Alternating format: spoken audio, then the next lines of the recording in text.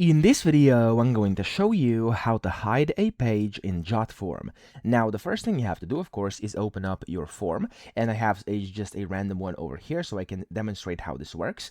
And mind you, if you only have 2 pages, I don't think it's possible to actually hide a page. So, because you can't actually hide the home page, the first page, and you cannot hide the page which has the submit button either. So, of course, you must have at least 3, and the one that you're actually trying to hide can't have a submit button or cannot be the home page. Okay, now we're going to do this using conditional formatting. I'm going to go to settings up top, and I'm going to go to conditions, conditional logic, and then here, as you can see, there's like a bunch of different options you have, and I'm going to click on skip to or hide a page. So I'm going to click on that, and from here I'm going to select if. Now the first thing is going to be on the first page. So here on page 1 we have our name, and we're going to do that if the name is empty.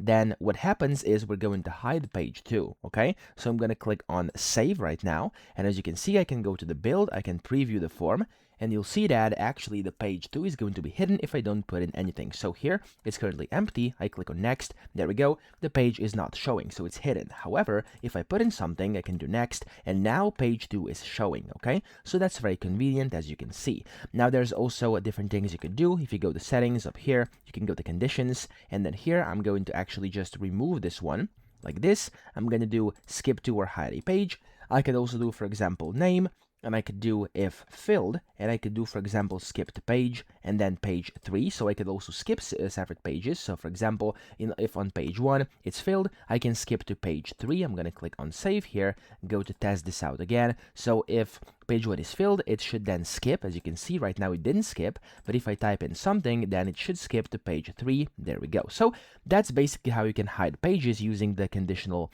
formatting. I hope this video helped you out. If it did, please subscribe to the channel and help me out as well.